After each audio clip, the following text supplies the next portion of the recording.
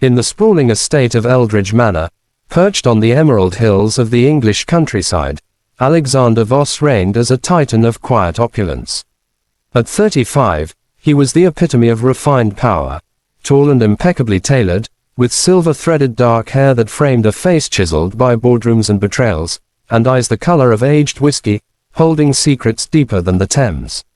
A self-made tech mogul whose algorithms had reshaped fortunes, Alexander had built his empire from the ashes of a fractured youth.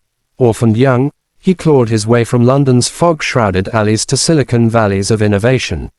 Yet, for all his billions, his heart was a vault sealed tight, barricaded against the vulnerabilities that had once left him broken.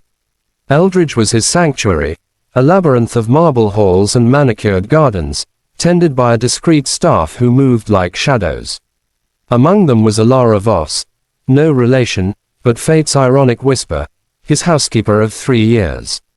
At 29, Alara was a melody in motion, porcelain skin kissed by faint sun freckles, chestnut curls that danced like autumn leaves in the breeze, and eyes of sapphire clarity that seemed to hold the hush of forgotten meadows. She had arrived with a single valise and a resume edged in quiet resilience, fleeing a life of temp jobs in the city's underbelly. Her hands, graceful despite the calluses from scrubbing and stitching, wove magic into the mundane. Vases brimmed with wildflowers she foraged at dawn, linens folded with the precision of origami, and meals that evoked the warmth of hearths long cold.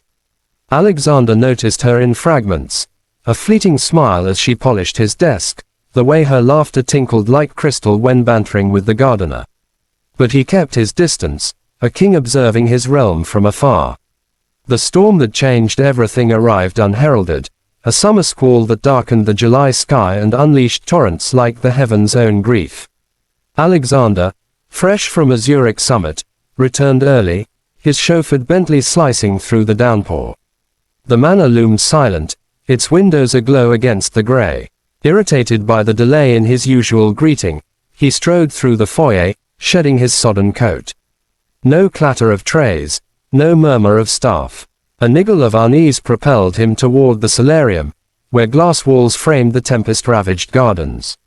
There, beneath the overhang's meager shelter, sat Alara.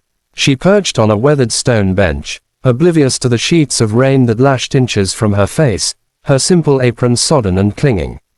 Before her, balanced on her knees, was a modest lunch, a heel of bread, a wedge of cheese, and an apple cored with care. But it was not the meal that halted Alexander in his tracks. It was her solitude, the way she savored each bite with a reverence that bordered on ritual, eyes closed against the spray, as if the rain were a symphony only she could hear. Thunder rumbled, and she didn't flinch, merely tilted her head back, letting droplets trace her cheeks like tears of joy.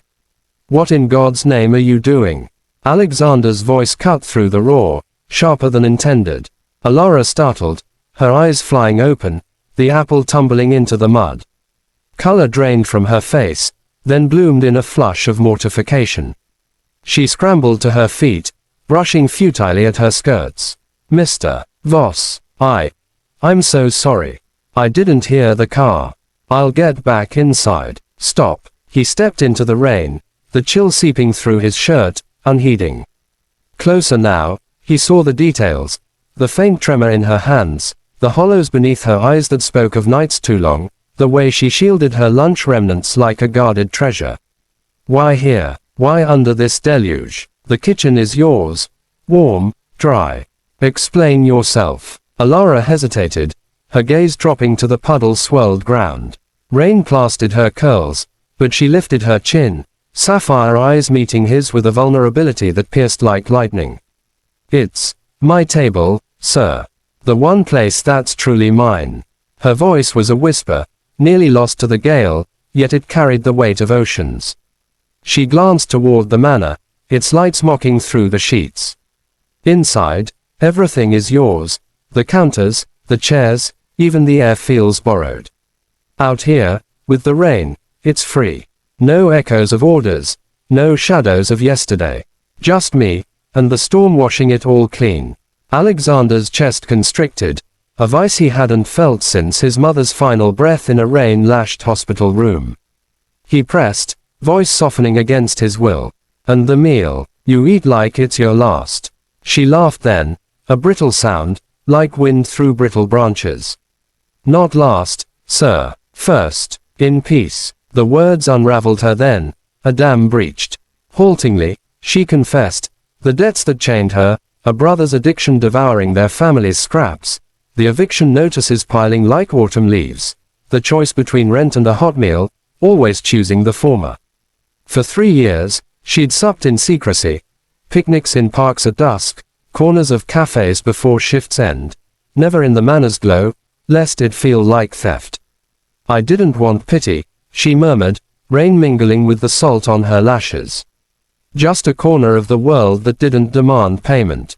Devastation crashed over Alexander, not in waves, but a tidal hollowing, emptying him of the illusions he'd armored himself with.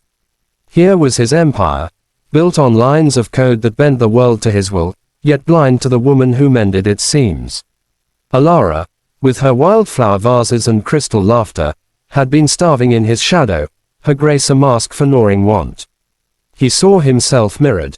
The boy who'd eaten scraps under viaducts, cried his only shield against the cold.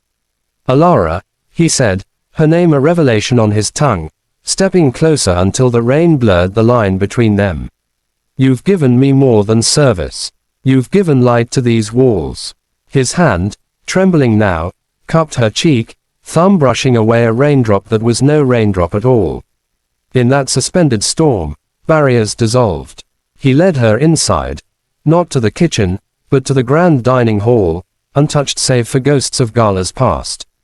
There, under crystal chandeliers that wept prisms, he unveiled his own scars, the fortune that bought solitude, not solace, the fear that connection was a currency spent too soon. No more shadows, he vowed, summoning platters from the startled chef, roast pheasant, fresh breads, fruits glistening like jewels. They dined not as master and maid, but as souls adrift finding harbor, laughter weaving through the thunder, stories traded like precious coins. The revelation rippled outward. Alexander cleared her debts with a quiet wire, not as charity, but restitution, then offered partnership in the manor's heart, co-curator of its gardens, her wildflowers the new signature. Alara bloomed, her sketches of rain-kissed blooms adorning the walls, her presence a thaw to his winters. Months later, under a kinder sky, he knelt in those same gardens, a ring of sapphire to match her eyes. Marry the storm in me, Alara. Let me be your table, your peace. Tears fell, but not of sorrow. Yes, she whispered, for in your reign, I found my son. Eldridge Manor transformed, no longer a vault, but a vessel of shared light. Alexander learned that true wealth wasn't in ledgers, but in the brave unveiling of hunger, both of body and soul.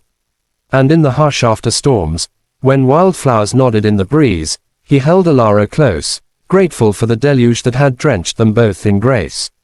Thank you for watching this story till the end. Sparkles. If it touched your heart, please support us. Thumbs up, give it a like. Speech balloon, share your thoughts in the comments. Bell, subscribe to our channel and turn on notifications. Your support helps us create more stories that inspire and make you believe in miracles. Your participation means a lot to us. Heart.